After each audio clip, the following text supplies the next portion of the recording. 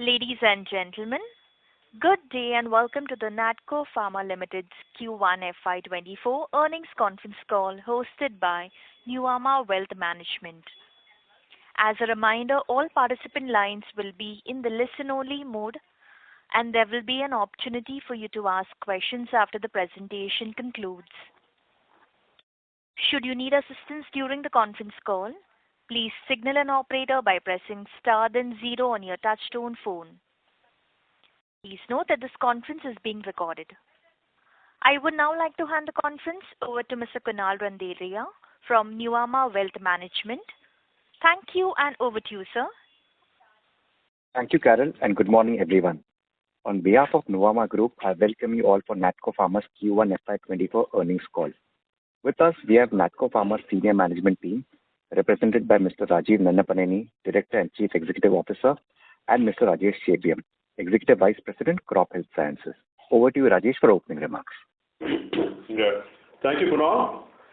Good morning and welcome everyone to Natco's conference call discussing our earnings results for the first quarter of FY24, which ended June 30th, 2023. During the call, we may be making certain forward-looking statements or statements about future events, and anything said on this call which reflects our outlook for the future must be viewed in conjunction with the risks that the company faces. I'd like to state that the material of the call, except for the participant questions, is the property of Natco and cannot be recorded or rebroadcast without Natco's express written permission. We'll begin with the results highlight and followed by an interactive Q&A session. So we hope you received our financials and press release which was sent yesterday. These are also available on our website. So for the quarter, Natco had recorded consolidated total revenue of 1,160 crores for the first quarter, which ended June 30th, 2023, as against 918.9 crores for the same period last year, reflecting a growth of roughly 26%. The net profit for the period on a consolidated basis was 420.3 crores, as against 320.4 crores same period last year, showing a growth of 31.2%. The company had made a provision of 51 crores during the quarter towards pending patent infringement litigation cases for its products in India. And as a disclaimer, this is without admission of either the liability for infringement or validity of such patents. Company also incurred a one-time special incentive to employees of 17 crores. So, but for these one-time expenses, the profits would have been higher for the quarter. Major drivers for the business during the quarter were from formulation exports. We had a strong growth in domestic business of both pharma and agro, and we continue to see very steady sales from the subsidiaries. We'll pause here. We'll take your questions. Thank you all. Thank you very much. Ladies and gentlemen, we will now begin the question-answer session. Anyone who wishes to ask a question may press star then one on their touchtone telephone. If you wish to remove yourself from the question queue, you may press star and two. Participants are requested to use handsets while asking a question. Ladies and gentlemen, we will wait for a moment while the question queue assembles.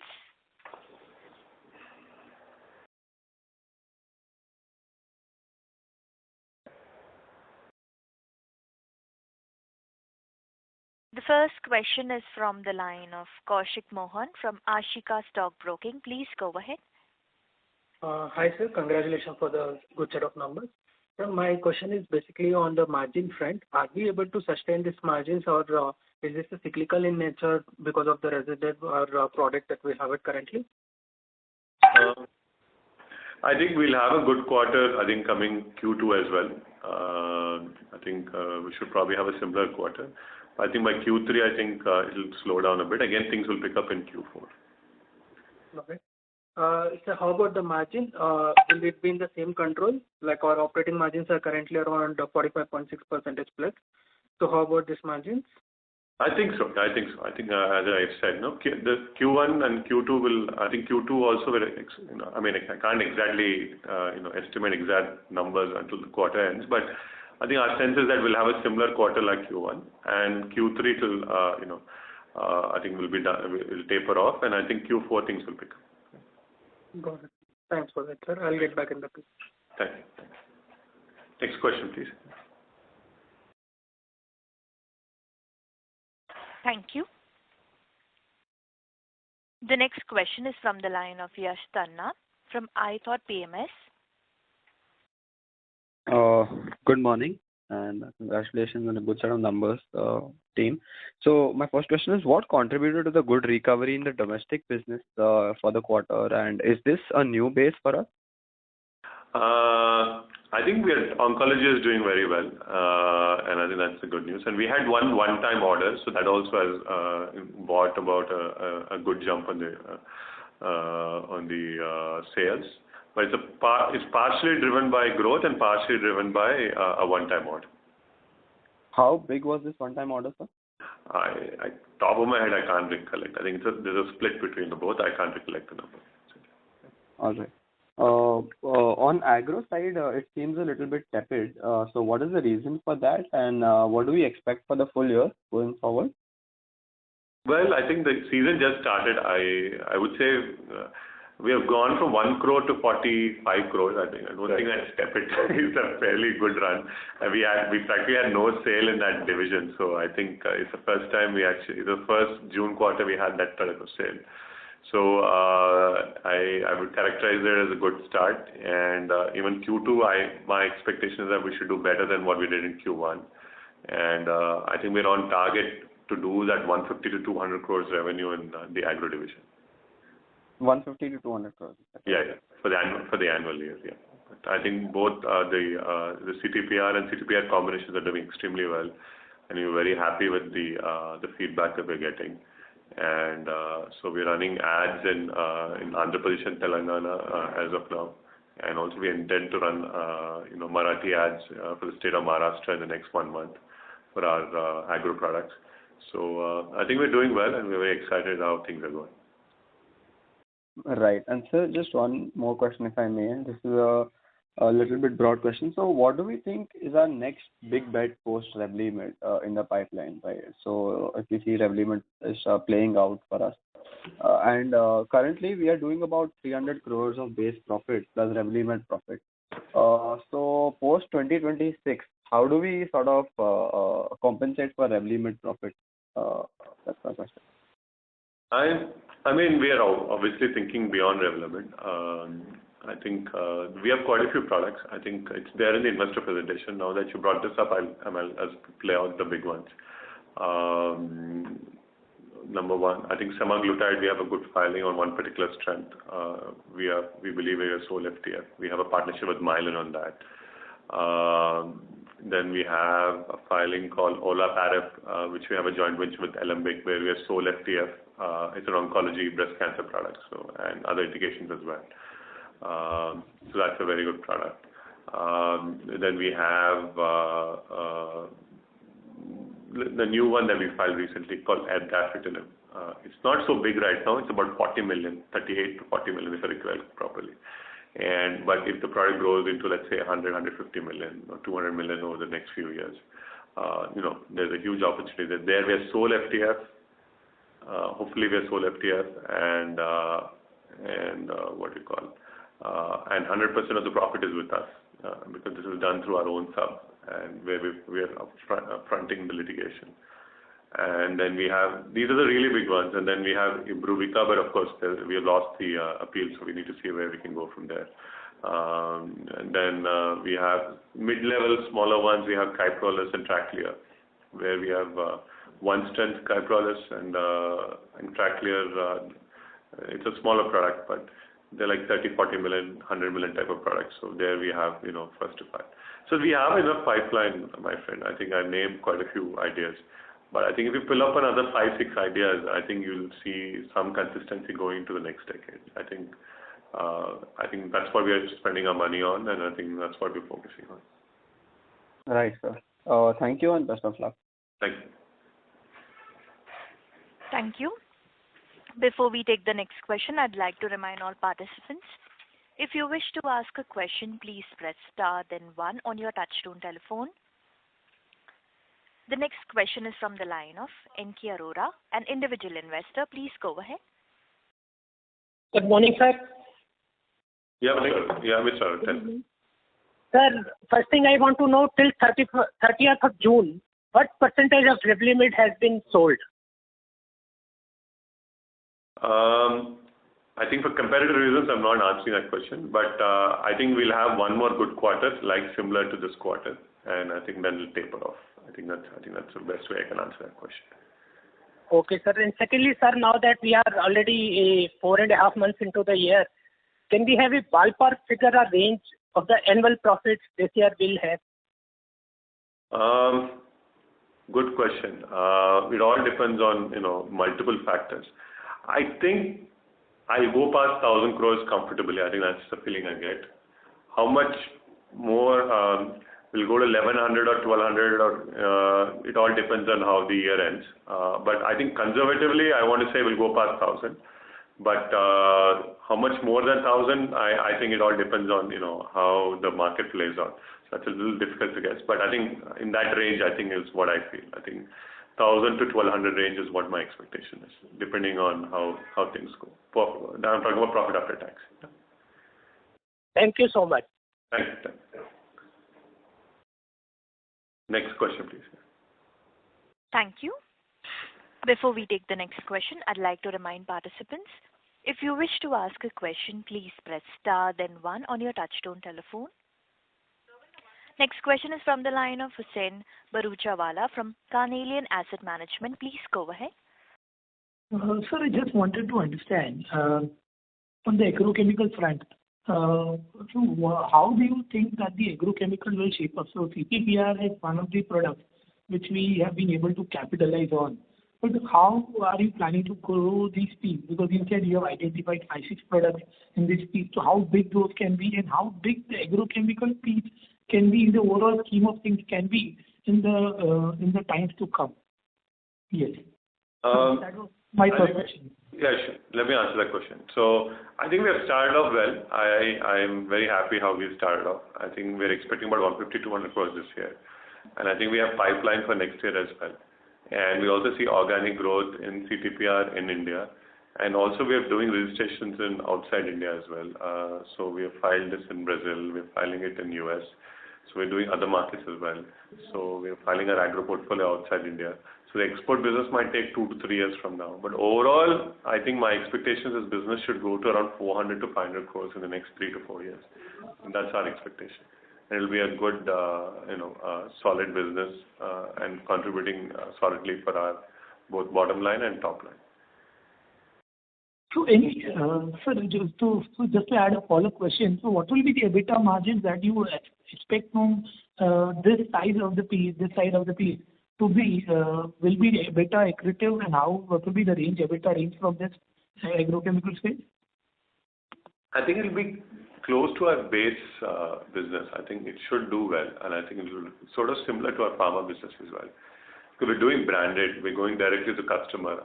We do third party, but most of our sale, 90% of our sale comes from direct customer interaction. And I think we're focusing on niches and the high value products. So again, see what margin you'll have in the future, only time will tell. I mean, you can't really answer a question like that, but I think our expectation is that it should be a good margin, similar to our pharma business. I think that's our expectation based on certain assumptions we have made on our pipeline and our price erosion. Got it. Okay. So, just last one question. On your cardio and gastro, so you plan to expand on the cardio and gastro front. So how is that piece shaping up? And you had also planned an acquisition which for around 1,000 crore. So how is the acquisition? How is that shaping up? Are you in talks with someone? Can you give some light on that? We're looking at acquisitions both in India and outside India to expand our business. I think we have recently announced in UK we're buying a company, so we are doing an asset purchase of this company so that we can front end in UK. we're always looking at transactions. We have good amount of cash and our balance sheet. We don't have much debt. So I think, we'll do it when the time is right. I mean, to say, we look at opportunities all the time. We're looking at different things. Hopefully we'll succeed at something. Yeah. Thank you. Next caller, please. And sir, on cardio and gastro front, if you can give some color as to what type of products and how are you scaling it up, sir, if you can give some guidance. The business is doing well. They're all growing around 10 to 15%. I think both the divisions are doing well. We have good pipeline. I think we're going at the market price. Yeah. Got it, sir. Got it. So that was from my side. That's it. Thank you. The next question is from the line of Sapna Jhawar from Kotak Life Insurance. Please go ahead. Yeah. Hi, good morning. Rajeev, Ma'am, I'm so sorry to interrupt. May I please request you to speak a bit louder as your audio is not audible? Sure. Just give me a minute. Hi, is this better? Go ahead, Shraddha. Please go ahead. Yeah, sure. So, Rajeev, just wanted to understand, more on the capital allocation perspective. You did mention about some acquisitions in India as well as UK. So, front-ending UK, we also acquired Dash some time back, trying to front-end US, I presume. So, is model changing, where we now would want to go front-ending in every market versus the partnership that we were following earlier? If you could just, share some details around that. Absolutely correct. Absolutely. I think we spoke about this in the past call, so I'll just repeat that again. I think the business is getting more competitive, and I think a lot of markets we want, at least the big markets, we want to go front-end directly ourselves. I think that's what we're evolving. But however, for complex generics, which require a substantial amount of R&D, we're still doing alliances. But for some products which are not that complicated or which are where we feel we can spend the money, we are also going directly. Like a few minutes ago, I spoke about Adaptitinib that we filed. There we don't have a partner, and we have kept, we're keeping 100% of the economics. So I think, it's a case-to-case basis, but broadly, yes, I think we're going direct. Yes, that's correct. You're absolutely right. But if I were to, understand a couple of years back, you were of the view that US probably is on a deterioration phase specifically for generics, and going front-end in that market would actually not be really beneficial. So is there a change in our view, or is the market changing structurally there? It's never that. I think, the business is always difficult. I never thought, you just have to find the sweet spot and the right product to do. I never said I think we'll not do it. I think it's a question of, the problem is when you do front end is you need to burn money, right? I mean, see what happens when you do a front end. You got to burn money before the subsidiary is stabilized. Earlier people would, fund you for your legal and your partnership that you have to spend. So there's more expense on your balance sheet. So that sort of stuff, but obviously we'll make more money when the launch happens. And I think we have the comfort now to do these things because I'm willing to lose that money to build that business. So I think it just gives me more comfort because we're more comfortable now compared to, let's say, a few years ago. That's you evolve with your situation, right? So I think. Sure. Yeah, correct. Sure. So just, one last bit of the same question now. I'm just trying to understand, with the substantial amount of cash that we have, a certain portion would go into acquisitions, building the front ends. But would we also be extending our domestic franchise, apart, the one where we diversified from onco to cardio diabetes?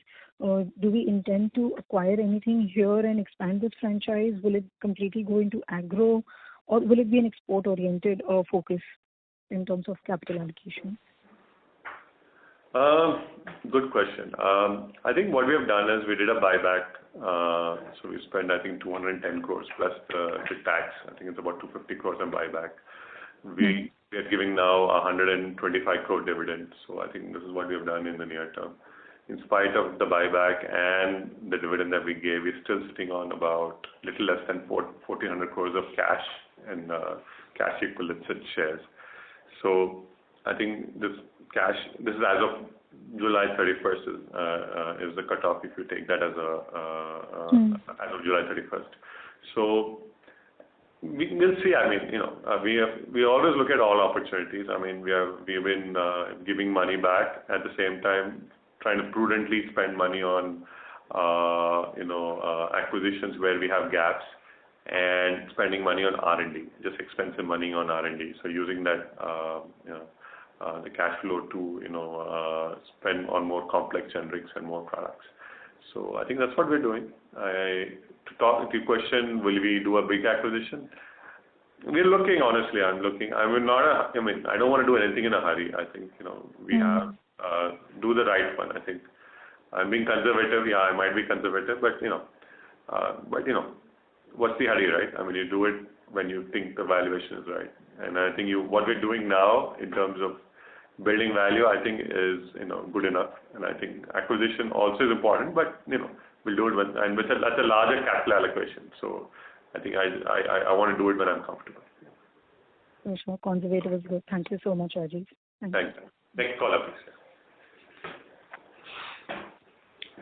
Thank you. The next question is from the line of Cinderella Carvalho from JM Financial. Please go ahead. Yes, thanks for the opportunity. Rajeev, how are we looking at the U.S. market? Do you see any benefits coming to us from these shortages, two companies moving out of the market? Do you see any opportunities for a basket of products? Cinderella, I must apologize. I didn't understand anything. A lot of static. Can you repeat that question one more time, please? So this is a chorus call operator. I'm so sorry to interrupt. Ma'am, I would request you to please use the handset mode while speaking. Yeah, I'm sorry. Is this audible now? Yes, ma'am. Thank you. Please proceed. Yeah. So sorry. I'm repeating my question. I'm asking, Rajeev, is there any shortages, opportunity in the U.S. market coming to our basket? Do you see many companies have moved out of the market? Any scenario emerging for us from a U.S. perspective right now? Do you envisage or overcoming 2-3 quarters? Do you see anything coming our way from these kind of shortages scenarios? I think your question is whether do we see any opportunities in the shortages in the U.S. at this time. Honestly, Cinderella, we see sometimes for like a short period of time and it goes away very quickly. So you can't build a business model on shortages. I don't think. Again, I'm telling you a slightly contrarian view than what people would normally say. You will get some opportunities here and there. We got not many. Honestly, we don't have too many of those opportunities. Sometimes we get, but not really. But the pricing is competitive in a multi-source environment. And the real value, again, I'll repeat that again. I've said this many times over many years. The real value is always doing the niches and the hard-to-do generics, where there's limited amount of competition. That's where the real money is. Everything else is, is not as sustainable as what a niche and a complex generic between the two. No, helpful. And on the domestic piece, organically, are you seeing or planning any products, or are there some products which will come over 2-3 years that you see in terms of filing organically, not some inorganic opportunity? Cinderella, I didn't understand what you said. I'm so sorry. If I paraphrase what you said, you're saying I didn't understand you, honestly. I don't want to paraphrase you. Could you say that again, or I'm sorry, I apologize. I'm asking from an organic perspective, are we looking for some products from our organic basket in domestic market? I think we have good, if I understand you correctly, I think we have a good pipeline in our organic growth, and I think we're launching about 15-20 brands. So I think we're doing well. We have a couple of very first-time generics in India, especially the oncology pipeline has done very well. So I think we're bullish, and I think we'll grow at the industry rate. Yeah. Thank you. Next caller, please. Thank you. The next question is from the line of Abdul Kader Puranwala from ICICI Securities. Please go ahead. Yeah, hi, sir. Thank you for the opportunity. So first on the India front, so on the India, what's the outlook there? How much of the run rate what we have seen in this quarter is sustainable, and what are the kind of launches you planned for the remainder of FY24?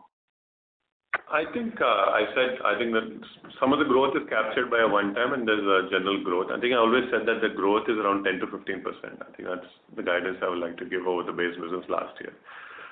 In terms of pipeline, I think oncology is doing very well for us. I think that's a segment that we've always done well, and we're doing well. We continue to do well. And the other segments also are improving. And we have good pipeline of products, about 10 to 15 products that we have planned. And I think that business should do well.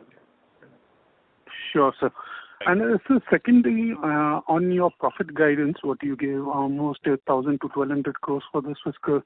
And if I try to sync this with the, your earlier commentary, which said that Revlimid for Q2 would be a little better, and then you expect a pickup in Q4. So ideally, with the kind of run rate you have already achieved, and there were certain one-offs in this quarter as well. So, there seems to be a bit of a conservatism in your numbers. So am I, missing something over here, or the guidance is a bit of a conservative here? There's so many uncertainties in life, right? He's asking me to predict something that will happen 6 months from today, so which is very difficult to do. So what I'm also human, right? So I can tell you there are a lot of multiple factors that play. So I stand by what I said. So there are a lot of things that could happen. So you can only make a guesstimate of what it is. I'm only trying to make an estimate based on what I know, right? But again, there's still, in this financial year, there's still, another 8 months left, right? So, it's tough to judge, but I pretty much stand by what I said. You can't really predict the future, literally, yeah. So. All right, sir. Wish you all the best. Thank you. Thank you. The next question is from the line of Nikhil Jain from Galaxy International. Please go ahead. Yeah, thank you for the opportunity. I have a couple of questions. So first, I just wanted to understand if you can give a little bit of perspective on the Revlimid pricing scenario in the market and competitive intensity. Is it the same? Has it changed? Anything changed in the market, or is it like going the way it was going last quarter and earlier? I think we're doing well, my friend. Generally I don't speak so much details because of competitive reasons.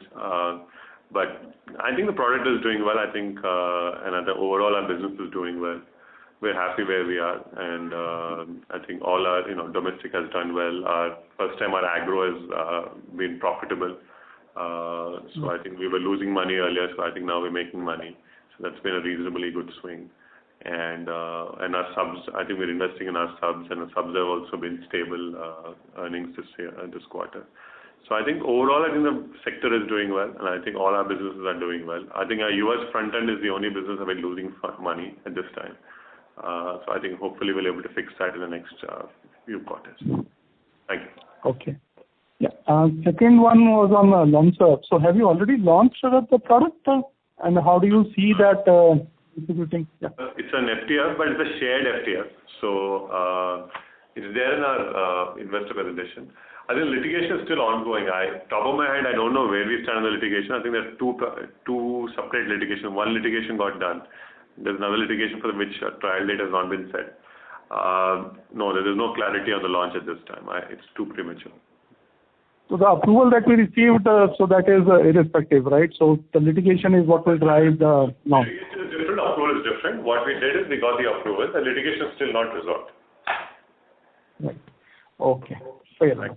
And third question was, just a last one. On the domestic side, so let's say 2 years down the line, 3 years down the line, do we, let's say, kind of give a guesstimate of where we would be in terms of the top line on that particular business? You mean domestic? Where we want to be? Yeah. I think we have stated goal is about to grow around that industry rate, about 10 to 15%. So I think we can achieve that. Yeah. If we get an acquisition, obviously we'll get a little more bump. But yeah, I think that's the expectation. Thank you. Next caller, please. Thank you. The next question is from the line of Tarang Agarwal from Old Bridge Capital. Please go ahead. Hi, Rajiv and team. Good morning, and thank you for your time. 3 questions from me. On crop protection, right, is your current strategy revolving around CTPR and combinations only, or there's something on top of that? And how much of that business do you anticipate to sell through your own channel? And a percentage would help. The second, what's the cash on books on 30th June? And purely from a capital allocation standpoint, would you be willing to lever your balance sheet to drive inorganic growth? And the third, just one second. Karan, don't ask so many questions. Let me answer the first two, then we'll come to that. Okay. So let's start with the agro. Rajesh, you want to answer the agro questions here? Yeah, Karan. So, see, as of now, our business is predominantly built on CTPR and all the combination products. So we have about 10 products in pipeline, actually on commercial mode right now, and half of them are CTPR related. Okay. So, majority of the business is through our own branding and channels. Roughly around 10% we are going through P2P. Okay. We have interesting things in the pipeline. Next financial year, we expect at least somewhere between 5 to 10 launches, which we have. These are unique, differential products. And to answer your question on cash, I don't have the number for June 30th. I think we have the number for July 31st. So we have about 1386 crores in cash, including cash and shares, and we have a debt of about 104 crores. Mostly foreign bill discounting. That's it. I think I've answered all your questions. Will you be willing to lever your balance sheet, Rajiv, to drive inorganic growth? Inorganic, you said? Yes. Will I lever mean borrow, you're saying? Yes. No, I won't lever. To answer your question. The reason is I am conservative. I think we take a lot of long-term bets. I never a big fan of borrowing a large amount of money to do an acquisition. I think we'll do it with the cash flow we have, and I think we have a strong enough balance sheet. And if the right opportunity comes, I'll never say never. But I think if you put me on the spot and say ask me this question, I'll say no. Okay. Got it. Just the last question. How is the base business for exports done ex-Revlimid? I mean, if you were to strip out Revlimid from now in the base, how is that business done? I think we're doing well. I think, the agro, for example, as earlier was losing about 10-12 crores a quarter. I think this quarter has turned profitable. So that's good. The subs are doing about 130 crores of sale, 129 point something. So that has done well. Primarily driven by Canada and Canada and Brazil. So I think those have been the star performers among the subs. And I think the domestic has been stable. The API has been stable. So I think overall, I think we are happy where we are.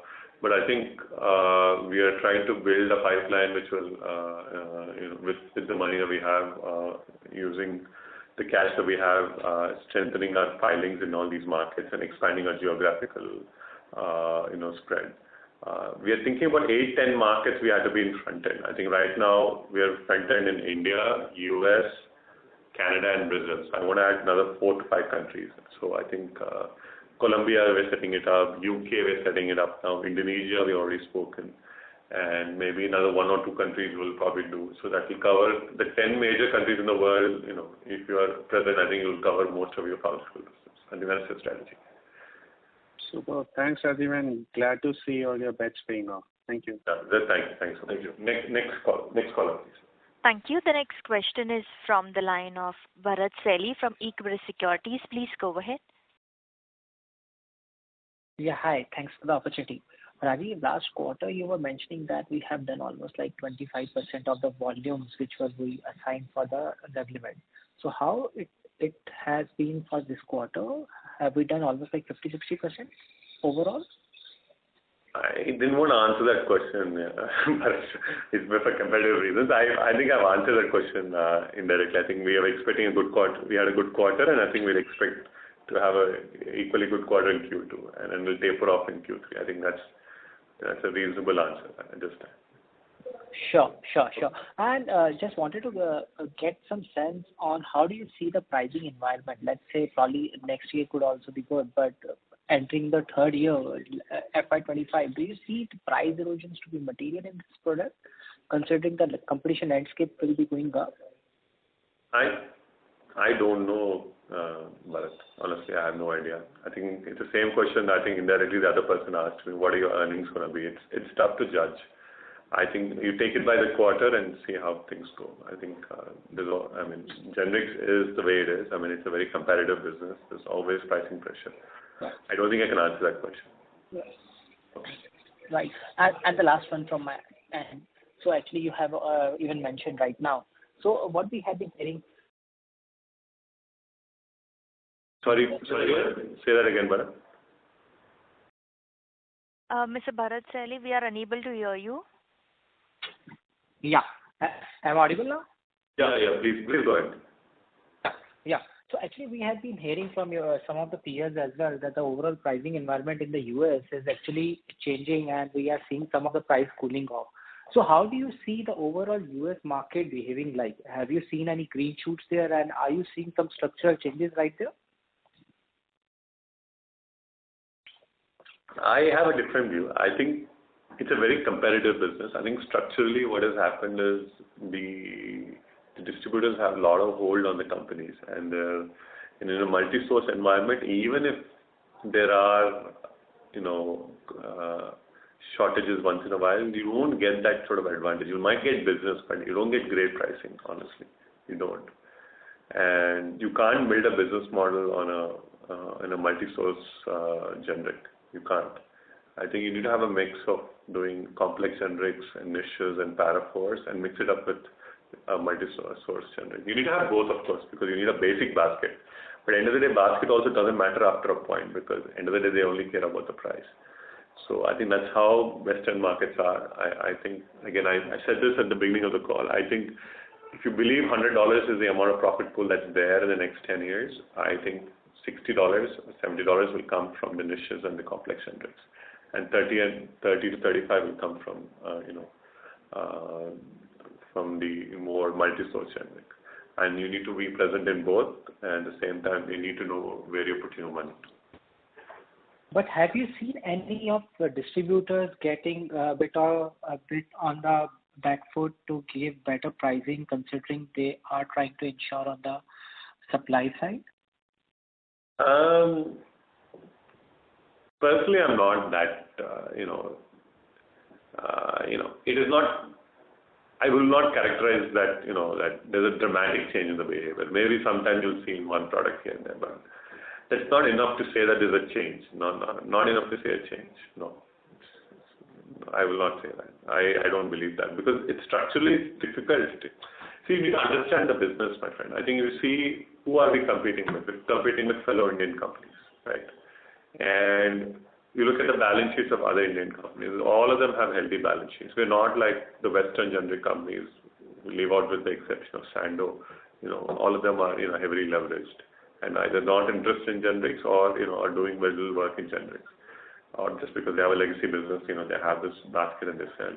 And you're competing with that type of competitors who don't mind selling things at low margin just because they make money in other businesses that they do. So, and all family-owned businesses, so everybody looks at long term. So it's very difficult to compete. Honestly, I think it's a very competitive business, and I think you cannot just do a basket and make money. I think you can't look at the world like that. Yeah. That's helpful. Thanks a lot. Thank you.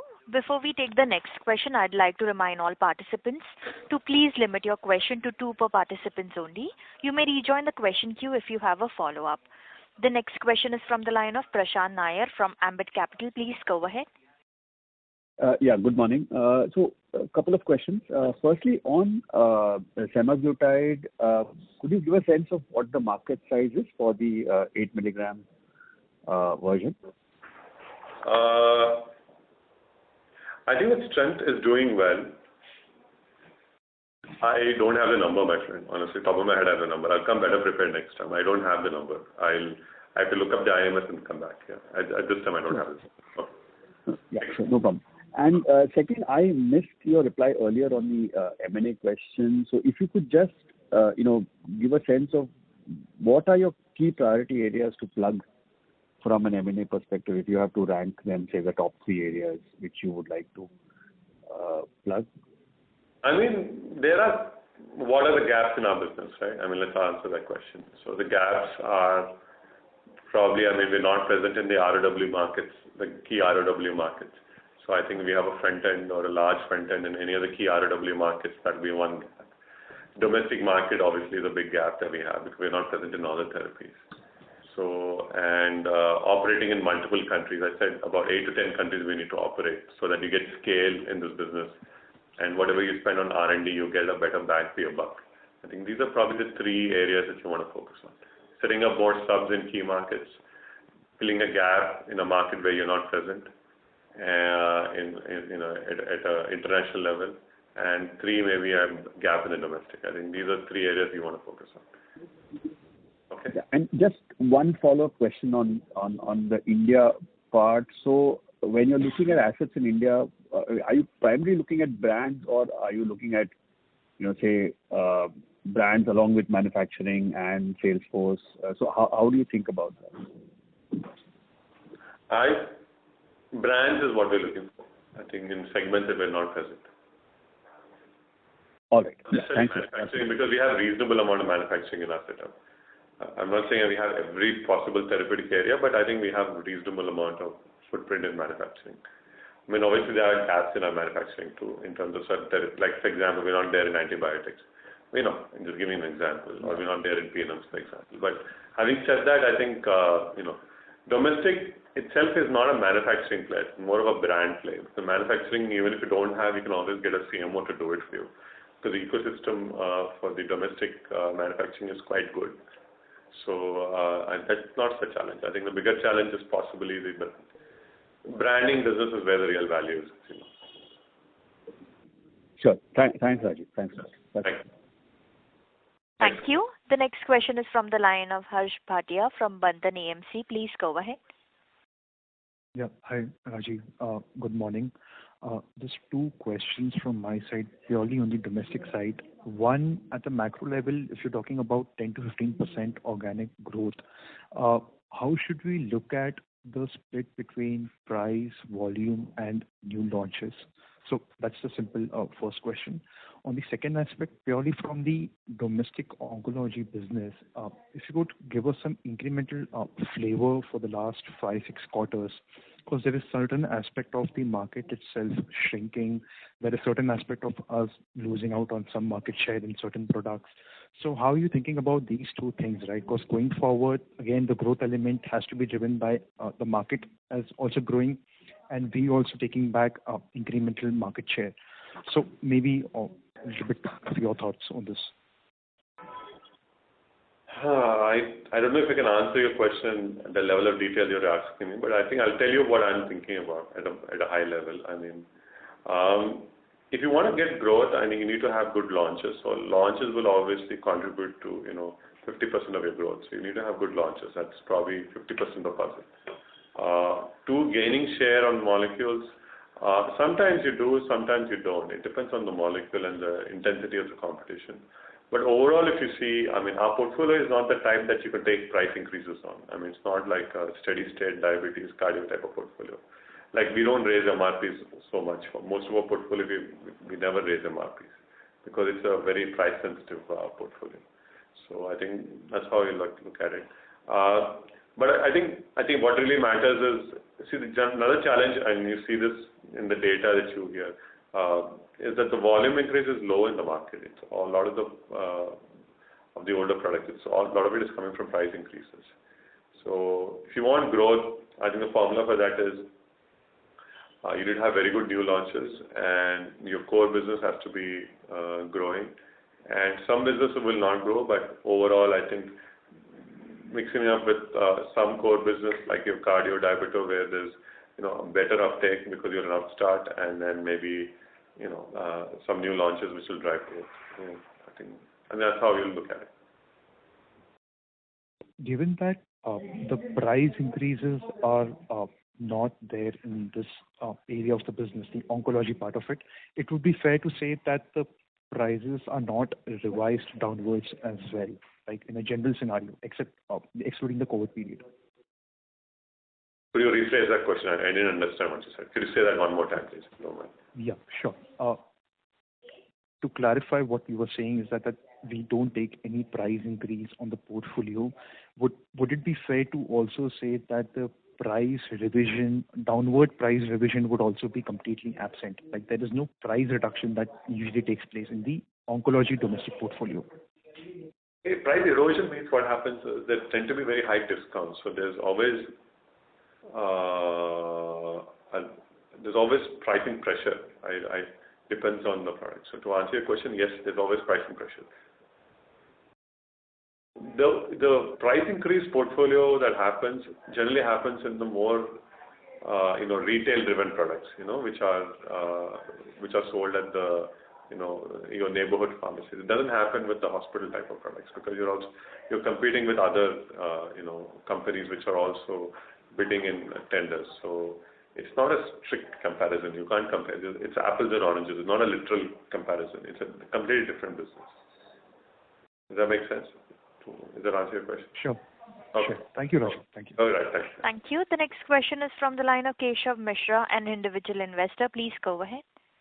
Yeah. Thank you, sir, for the opportunity. My question is just on the NR2694 trial, which is due Feb 24. Just wanted to understand, sir, what that drug is, and if everything goes well, are we looking for partnership, some kind of partnership for phase 3 trials? And going forward, I mean, is Natco going to allocate some capital on building NCE pipeline as well? Thank you. I think we have a reasonable set of NCE pipeline. I think this particular one, we got US FDA clearance to do a trial there. So we're doing it on patients in the US as we speak. At this time, it's premature, my friend. I don't want to say anything at this time. I think once we get some data, I think we'll talk about it. Yes, I think we are doing it in our core strength, which is oncology. So at this time, sure. It's premature, my friend. I don't want to say anything at this time. Yeah. Yeah, agree, sir. So, sir, on the longer term strategy, right? I mean, would there be? Do you have some plans of capital allocation on NC side as well? We're doing a little bit of capital allocation. That's correct. It's already okay. It's already done. I think 2694 is funded by the balance sheet. Generally, we don't talk about things where we don't reach a certain stage of progression. I mean, that's where then we can give some sort of perspective on where it's going. I think once we make some progress, I think we'll come back to you. I think where we make significant progress, we'll come back to you. I think it's too early to comment at this time. Okay. Thank you, sir. Thank you, sir. Next caller, please. Thank you. The next question is from the line of Karan Mehta from Nirzar Securities. Please go ahead. Thank you for the opportunity. I just have one question. So, can you provide the breakup of market share for CTPR between us, FMC, and Best Agro? The market is still evolving, Karan, at this time. I don't have the answer to that question. Maybe after the season ends, I'll tell you, because it's the first true season we have launched. So at this time, it's premature. I don't have an answer to that question. Okay. Can we comment on our share for CTPR? I mean, good question. We are expecting about 10% to 15% market share. I think that's our internal target internally. But I think, again, you don't want to throw a number that you can't, hold up. So let me see how the season ends, and I think we probably need to, see some market data, and I'll come back to you. But I think that's the targeted market share, I think. Just want to add one more thing, Karan. So that's absolutely what Rajiv just mentioned. We have to go through the season before we realize where we end up. But overall, our brand and product reception has been very good. In fact, after FMC, the big name which hovers around is Natco's brand. So let's see. All our CTPR products are doing fairly well. We have the individual as well as the combination products. So in a way, the combination products, we have less competition as well. So those are doing quite well. So, okay. Okay. Thank you. Yeah, that was helpful. Thanks a lot. Thank you. The next question is from the line of Vishal, an individual investor. Please go ahead. Hello, Rajesh. Yeah, am I audible? Yeah. Please go ahead. Do we have any impact of the ongoing overpricing policy of the Indian government on the domestic front? Could you clarify your question, Vishal? Like a DPCO case against us? Is that what you're trying to say? On the domestic front, there is some overpricing policy of the Indian government for which there are a lot of litigations pending. Do we have any such effect on our balance sheet? No, my friend. We don't have any claims from DPCO in our balance sheet at this time. We don't have any claims. Okay. Thank you. Okay. Thank you. The next question is from the line of Yash Tanna from iThought PMS. Please go ahead.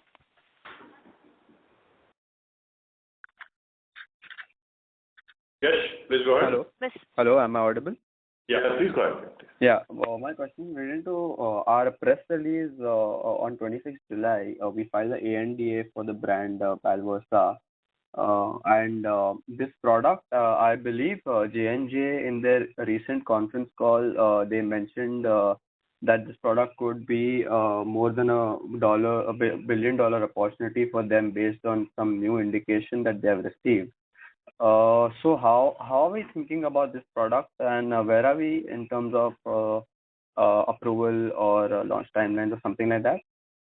It's very early stage. I think I will not put any numbers to it because I don't have the answer. The last number I've seen was about 40 million, but I think it's a good product. And I was saying, I think a few minutes ago when somebody asked me, I don't recollect the name who asked me, but if this product grows well, we have a sole FTF on this, so I think that's a good position to be. And at this stage, we just filed the product, so the review is ongoing, and the litigation is also at very early stage, so very early to comment. Right. All right. Thank you. The next question is from the line of Devang Shah from iWealth Management. Please go ahead. Hello. Am I audible? Yeah, please go ahead.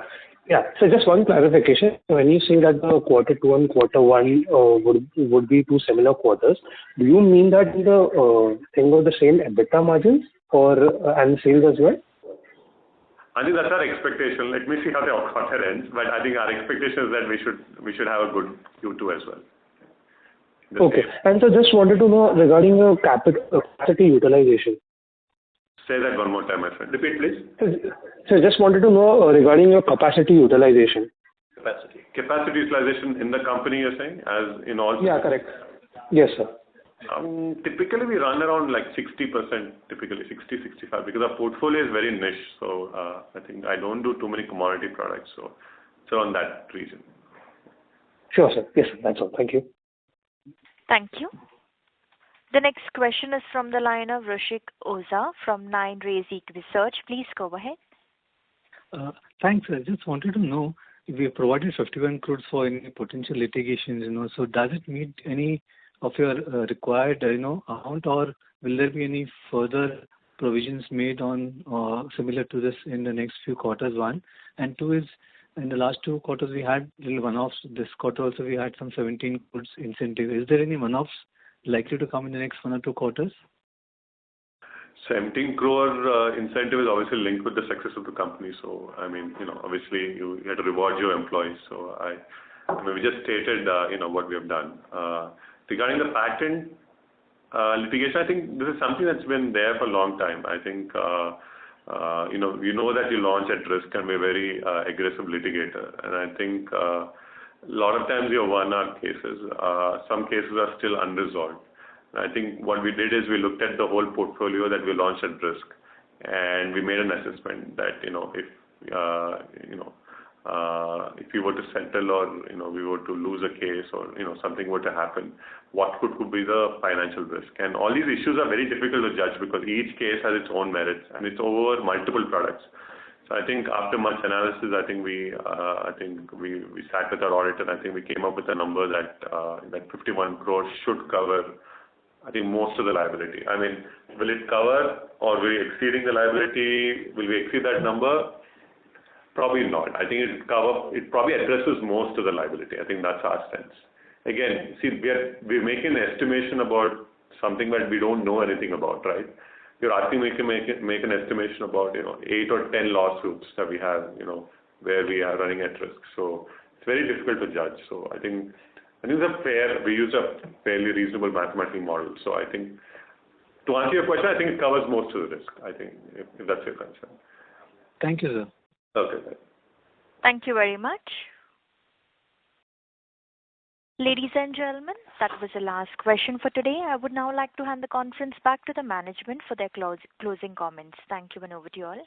Right. Thank you all. Again, very good set of questions. We will have all of these also uploaded in the website once we have the transcripts. Thank you all and have a great day. Thank you. On behalf of Natco Pharma Limited, we conclude today's conference. Thank you all for joining. You may now disconnect your lines.